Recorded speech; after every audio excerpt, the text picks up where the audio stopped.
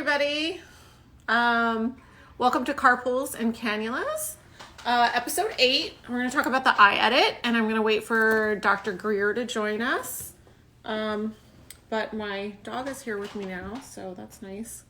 So this evening we're going to be chatting about everything. Hi, Dr. Greer. Everything that has to do with the eye area, which is kind of important in the days of masks. So let me add her in. And she should be popping up shortly. There you are. Hello, how are you? I'm good. How are you? I'm good, sleepy, but it's like 8:30 here, so that's practically bedtime. Yeah. I've been super tired this week, and I don't know why, really. No specific reason. So Yeah, I think just that time of year. yeah, it's time for Memorial Day weekend. Yes. Are you have any plans? Are you going anywhere? We're not going anywhere, but I did put in 5 raised beds last weekend, and the 7 yards of dirt I shoveled may explain the fatigue. But I'm going to plant some veggies, so that'll be fun. Oh, that's good. Very nice. How about you? We're going to go to Palm Springs. Nice.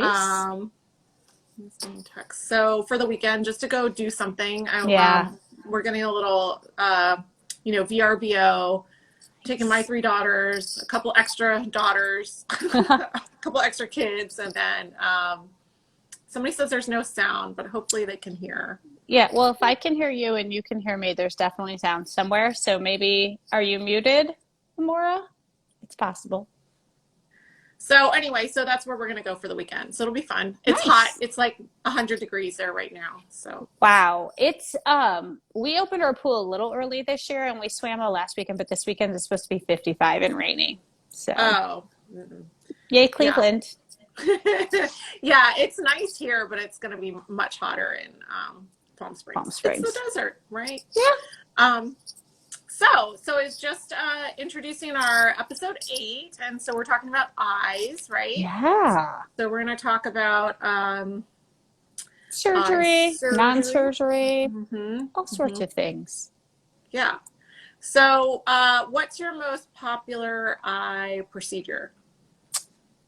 Probably toxin around the eyes. Second to that would be tear trough fillers, for sure. I do a ton of tear trough fillers. Nice. So do you have a preference for Botox or Dysport around the eyes? Let's see. I carry Botox, Dysport, Xeomin. Botox I keep for my brand loyalists because some people really love the alley points. Xeomin, if I really want pinpoint, I feel like Dysport has a little more spread.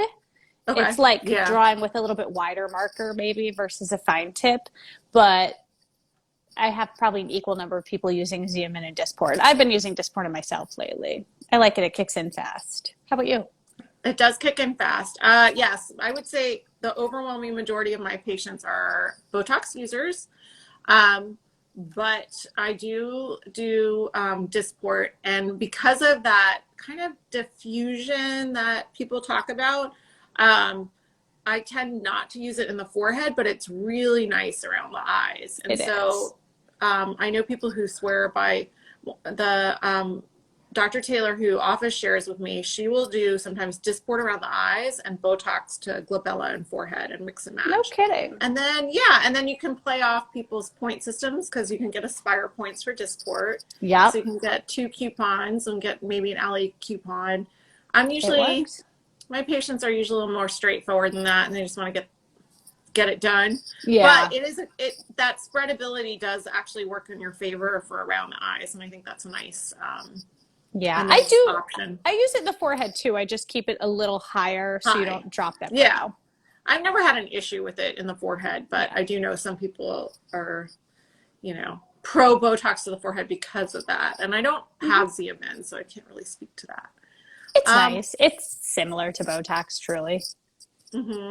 I know. I'm excited for Revance. Yes, they have a new to come out. Yeah.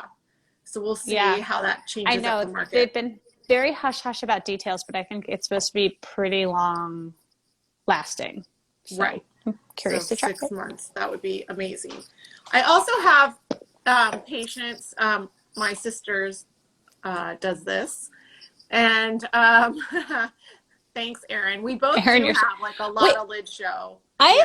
have hooded eyes though. I've been watching the YouTube tutorials on eye makeup, and like, there's not a lot of room in there. You have a nice high arched brow. Mine I are do kind of have straight. I have a Yeah. lot of landscape.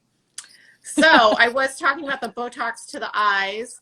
I was gonna say people are like, oh, you can still see crow's feet, and they squinch their whole face up. Yeah. But I have to explain that the muscle around your eye is this, and if you squint, Or like, that's what we're if you paralyzing. raise your whole cheek. But if you do this, yeah, you're still gonna get wrinkles, no matter what. Okay. Tear trough filler. What's your go-to for filler in that area? I generally use Bellatero. I love that it's not so hydrophilic. You don't get a lot of swelling. You don't get the Tyndall effect, which is the little bluish discoloration you can get from hyaluronic acid fillers, just because if they're under really thin skin. Although I do inject it all the way down to the bone, but you know, the skin and tissue there are so thin. I love the results though with Bellatero. Nice. I tend to use Restylane. Yeah. And I've heard good. My rep keeps trying to get me to try it. He's like, that's great. Just try it. Yeah, I was using quite a bit of velour there for a while. It also goes in really nice, but I feel like it stays around a long time.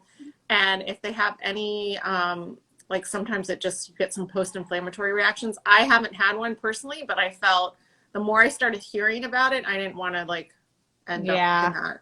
Those cross products sometimes. Right. So you get a dental procedure and all of a sudden you're like swollen around your eyes. That's not a good look. So yeah, not at all. Yeah, so I have been using a lot of Restylane L and I dilute it. You don't have to dilute Bellatero though, huh? No, it's very thin and very elastic, which is why I like it. That's what I use. Like, that's pretty much the only thing I use Bellatero for, because I love my Restylane products. I hope my rep is watching this. He's not, but I do love Bellatero around the eyes. But then, you know, I do a fair amount of eye surgery as well. That's probably my biggest procedure, though, is the tear trough filler. Do you do cannula or you I just do straight up needle injection, 90 degrees. Yeah, I've tried.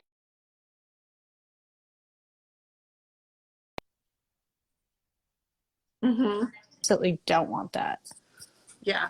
I say the same thing. I've tried cannula before and I just don't feel like I have the same precision in that area as I do with sharp injection. And it just, sometimes getting through those tissues is just uncomfortable. So a little numbing cream and then a little ice. Yeah. It's a nice treatment though. It makes all of us moms look slightly more awake. Yeah, less tired. Absolutely. And I do recommend a good eye cream too for that. If somebody's complaining of dark circles under their eyes, that can help. But a lot of times just filling that area out can help.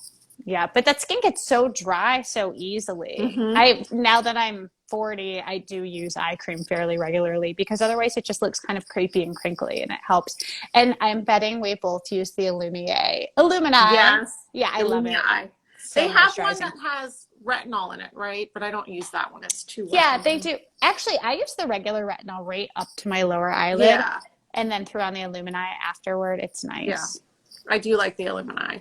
I've tried multiple products with retinol in it, eye creams that have retinol, and it always like breaks you out. Trashes my skin. Yeah. And it's messes just me delicate. Oh, I see Erin wants to hear about actual surgical procedures, upper brow, lateral brow lift.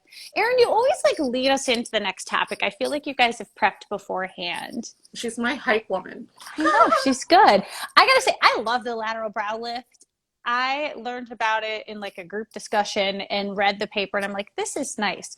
So I don't know. Do you want to jump into brow lift eyes now? Sure, let's talk about it. Yeah.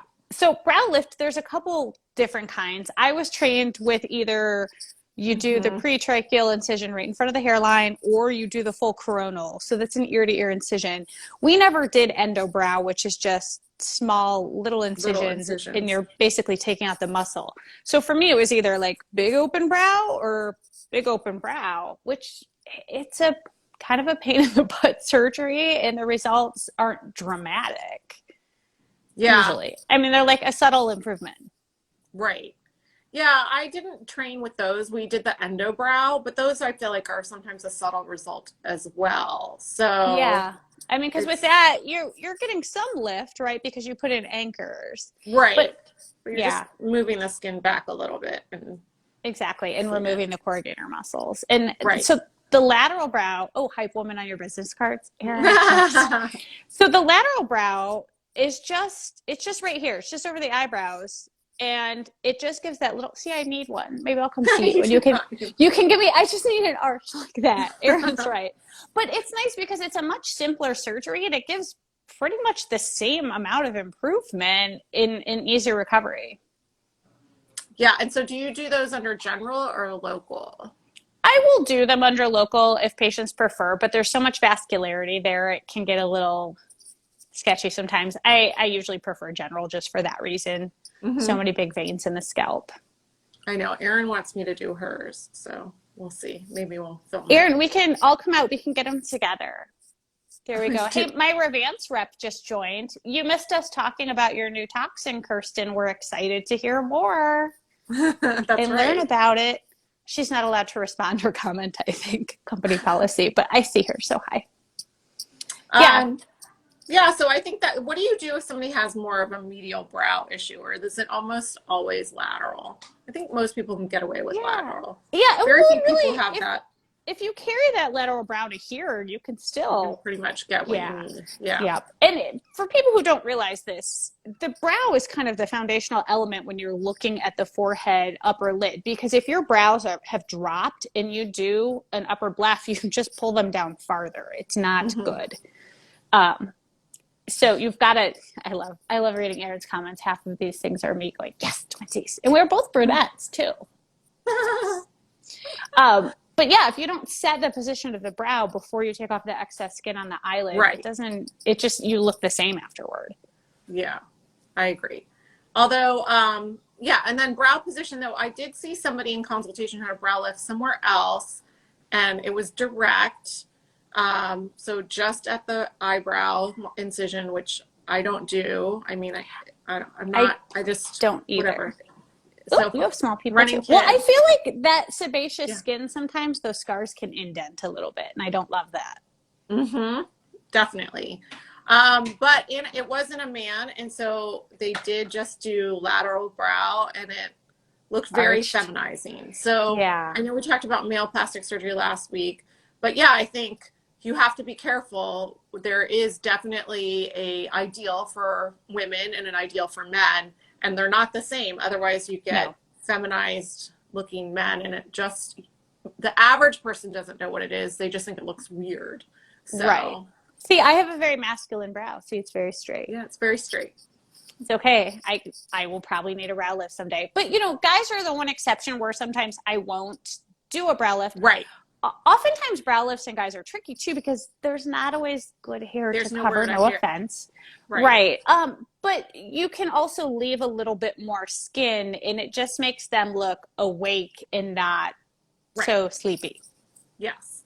They just want a little freshen up. They're usually not Exactly. trying to overdo it and make it more subtle. And so I think just doing an upper lid lift, which is what we should talk about next, since Erin's not going to segue us there, is, without the brow lift is a nice procedure. And I do Yes. that under local often. Mhm. I just, plus or minus if somebody wants to take a little sedative, numb the area up, and then, beside you just keep your eyes closed and I can do your whole procedure and we're done. And then the suture comes out at about a week. Yeah. Is that how you do it pretty much? So when I initially trained, I did a subcuticular absorbing stitch with fast gut. And this technical talk may bore you guys, but I got a couple suture granulomas and you could see this little like S curve, which sucked. So then I did the Prolene pull-out stitch, but what I've switched to is actually doing Dermabond over the pull-out stitch. Have? Yep. And I remove the pull-out stitch while they're still asleep, which is just easier sometimes. Sometimes it's a little tricky to get out. And then that Dermabond peels off after about a week. No. So do you tell them not to put ointment on their eyes? That would be my concern. Yeah, okay. I just tell, because sometimes they're like, I put ointment, but I feel like eyes heal so fast if those incisions are touching for 2 days They're practically That's healed. true. That's true. Yeah. Although I did just recently have someone who was a little over a week out because I had taken out the pull through stitch and then went to do this with her hair and like poked herself Oh, in the eye. And so she had a little opening. But again, I just brought her back in, put 2 little stitches in and took them yeah. out, you know, and It it was fine. it heals well. I had a Yeah, patient. it does. It's very tolerant, but It yeah. I had a patient pop open the lower eyelid incision. She got rear-ended and hit her face on the steering wheel like a week Oh after. no. Yeah, and she had just this tiny little depressed scar, and we left it and let it settle. And then I put just this tiny little bit of filler the next time we were filling her lips, and it's perfect now. Eyes are Oh, very that's good. forgiving that way. Yeah, they are.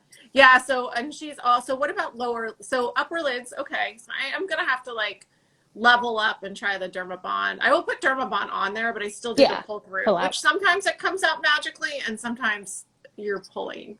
I had Right? one get really stuck and it was really uncomfortable for a patient. And that's when I tried the Dermabond. And I like it. I still do the full subcuticular stitch. So I get really good approximation. And then I just pull it out after the Dermabond dries, which is nice. Okay. But upper lids are definitely simpler than lower because upper lids, we're literally taking a strip of skin and like a little bit of fat. And lower lids, you got to fight gravity. You got to worry about cheekbone prominence because you don't want to end up like this. Yes. It's not Or the look little we're going beady for. eyes. Yeah. Or yeah, there's a lot there's a lot more finesse with the lower lids for sure. Yes. I think the simplest procedure is a skin pinch. Actually, when people have just little extra crepey skin, I think the simplest thing to do is laser, CO2 laser, to get some skin tightening. Yes. Now, I have not done this. I have a friend who's got the Cyton, same one I do. And she said she uses the spot treatment, like the small spot. What are your endpoints? Like, what are you looking for and how deep do you go? I have the Roar, the Phoenix, and so I just double pass at a pretty high density and depth and just go across this. And it, you know, chars. Yeah. That's and then tightens things up. Yeah. And it takes a little, I mean, it's a slow roll, but then you're not having, you know, a surgical procedure. Right. Like I feel said, like recovery time is still a couple weeks though, right? It's pretty raw. Yeah. Yeah. Yeah. If people are real nervous about surgery, though, it's a nice entry point because then you're just doing laser. Yes, you're right. You're not, you know, you're not going to be on a Zoom call looking normal with your lower lids. Right. Lasered for sure. Not for at least a week, maybe 2. And you get pretty swollen. I've done mine on and off at a lower setting. Oh, nice. Just to get some skin tightening. I have a very annoying vessel right here that shows up, and I thought, okay, well, if I just periodically laser my lower lids, it thickens the skin and make it less prominent. Right. Somebody once suggested just making a little stab incision and yanking it, but that just makes me kind of want to vomit, so no. I feel like you would be very bruised after that. I did a couple of, I did some of the vessel stripping in residency, and it was very fun, but incredibly traumatic. Legs. Yes, in legs, not in eyes. Right. So, but even with that low setting, it's swollen and puffy. It's not noticeable. Yeah. So exactly. Yeah. So with the skin pinch, I feel like that's the next level up. Is just if you just have some thin, extra skin, just take a little bit of skin off.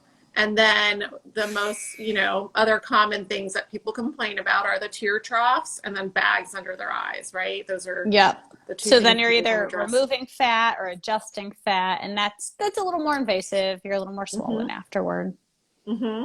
And so what's your go-to? I think I prefer, for most patients, going transcutaneous, or not transcutaneous, transconjunctival.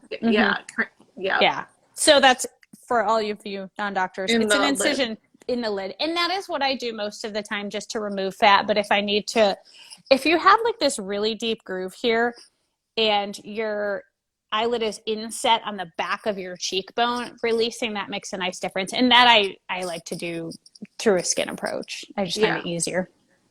Yep. So I like to go transcon to get the fat pads, address that. You can still kind of disrupt that arcuate line via that. Yeah. And then if they have any skin, I'll do a skin pinch. But I've also done the skin muscle flap, just open it up, get what you need to do, and put it back down. Yep. And then resuspend. Yes, absolutely. So yeah, so we're talking about putting a suture in that holds that lateral part of your eyelid to the bone that's behind it. Mm-hmm. Because, you know, when you go in there and operate, what you don't want to have, you want to make sure that that lid has support while it's healing so you don't end up with, Right. And um, that's where you have to be very cautious because you don't want to get the smaller eyes. You don't want to make eyes right, look smaller. Kenny Rogers effect. Ooh, I never noticed it on him. Oh my gosh, he has these small, he had small beady Yeah. eyes. It's And not the remember look. when Madonna was running around with an eye patch? I think the running theory amongst plastic surgeons was that she had had eyelid surgery and there was a complication. So that was Nice. her workaround. It was like, She pulled it off. let's bring the eye patches back. That'll be cool. So who knows what was behind that patch? I know. I Um, always wonder, oh my gosh, we have like this family text conversation that's going on right now. My phone keeps blowing up. I don't even know what it's oh, about. that's okay. Yeah. Yeah, at 8:30, don't they know it's bedtime? Apparently they don't know that I go to bed at 8:30, so Okay, they'll have to learn. Yep. get them I'm to real know. life of the party here. Yeah. So let's see, what have we not covered with eyelids? What do you think? Well, eyelashes are sort of critically important. And I have had Latisse or Careprost or Revitalash on my lashes for like the last 8 years. I kind of forget what they look like without it. They're much shorter. Yeah, I agree. I'm a huge Latisse fan and use that as well. And I think it really does make a difference. The thing about It does. Latisse is, Aaron's saying he looks so bad. Yeah, Kenny Rogers did look, that's very feminizing. It was bad Well, and facial it plastic was like surgery. a lot of surgery. I Hmm. I don't think that you could get that transformation in one operation. I No, just, even it's, if you're super aggressive. yeah, you have to keep picking at it. Hmm. So, oh yeah, so Latisse, I feel like it takes about 3 weeks for you to see an effect, and then it takes about that long to wear off. So, you know, if you don't do it, I feel like I'd gotten off. I know I felt we had to remodel our master bathroom at one point because there was a leak. And so it just disrupted my whole game, and I stopped doing the Latisse. And I thought, well, whatever. And then all of a sudden, you wake up one day and you're like, You're like, they're gone. where are my That's what lashes? happened What during happened? my first pregnancy. And then I was like, yeah, I don't think it's systemically absorbed. I'm going to continue it for babies 2 and 3 because they were like these little tiny stubs. I missed Yeah. them. Yeah, Yeah, so it's an that's good easy stuff. thing that works. And then I personally haven't had any issues with it irritating my eyelids, but I know that some people find that it Yeah. could be irritating. I don't know. Yeah. My mother-in-law finds different brands irritating. Like she tried a non-Latisse generic and that was irritating. And then Latisse she's fine with. She hasn't tried Revitalash. That one's just a different prostaglandin. And Right, it works pretty well too.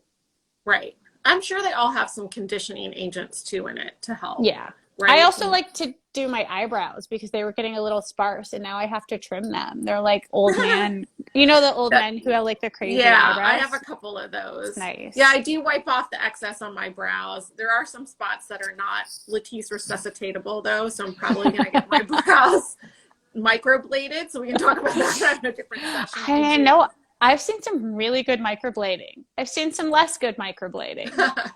I'm pretty sure mine will be okay. I let Erin go first. So she Nice. tried our lady She's out. the guinea pig. Sorry, Erin. You go Hers look first on the great. brow lift for me too, and then I'll see how they are. I want the Kenny Rogers Ultra Feminized You Super want them Surprise. super high? Yeah, I want to look That's really more surprised. Corella This is Deville, like right? everybody's fear. I don't think I could get somebody's eyebrows out here with like out drilling anchors into their skull and like suspending their skin. It would be so hard to get their brow to do that. Right? That's usually the opposite problem. However, I've seen some whacked thread lift situations where they Ooh, do that, but then it yeah. falls.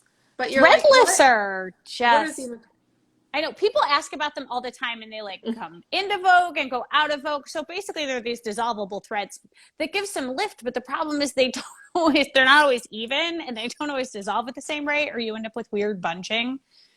Hello, small child. I have a child and a dog. Good times. But yeah, the thread lifts, you can definitely get some. wonky stuff? And then it Yeah. doesn't last that long. So Yeah. I And do Botox here to raise, to get a little lift. Yes. get a And little lift. we didn't mention the Spock brow. So if you guys have ever Mhm. seen somebody who had Botox and they're like this afterward, it's called the Spock brow. There's a name for it after obviously Spock. And what happens is if you don't carry the toxin far enough out here, they get a lot of lateral motion.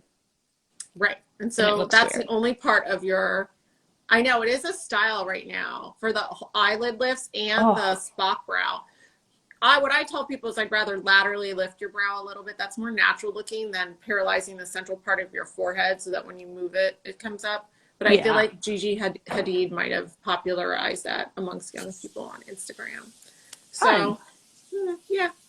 I mean, a little bit of lateral lift is nice. I just think Right. You there's, don't want too much. Yes. That's one of those things I like to text new toxin patients a week out and be like, how are things? Because often, you know, they don't like love it, but it's not enough to call you. And if you text them, they're like, oh, well, my eyebrow's up a little. And you're Let like, me well, tell come you. in. I can tweak it. Yeah. Yeah, I always tell people they can come in at 2 weeks because sometimes, especially for the new patients, like I've done it where you can tell one half of the forehead is stronger, and so you put a little bit more there, but it doesn't work that way because your forehead, your muscle is one pull, right? And so then it ends up not compensating, and you just end up chasing your tail. So I just start out with even Steven, and then if I have to tweak it, I'd rather tweak it. Exactly. So Yeah, and that's one of the things people miss out on when if they are hopping around for Groupon deals. You miss out on having, hi Wyatt, you can come say hi. Wave, hi, that's Dr. Gallus. Hi, Wyatt. You, what? Your teeth? Okay, we're not going to play mind games right now, but I nice was to like, see can you. you sign? Is he signing for you? Okay. We know more. All done. Mom, Dad. We've been trying to teach my baby sign. She's 2, and she's got more. And she did do eat one day. Mostly she just grins at you and then steals your cell phone out of her pocket and like runs away. But yeah, what I was saying is it's really good to keep with the same consistent injector or at least the same office. Like if I have a patient who's not super straightforward or a little complicated, I'll draw markings and take a picture so it's in our Dropbox folder and people can look and be like, oh, that's exactly where you did it. Okay. Right. Yeah. Sometimes it takes a little while to get, and and then when someone comes and they've been at other offices, I'm like, well, how many units did they use? I don't know. Right. You Right. have to It's like start all getting over again. a stylist who knows your hair, and that's really important. Totally. Yeah.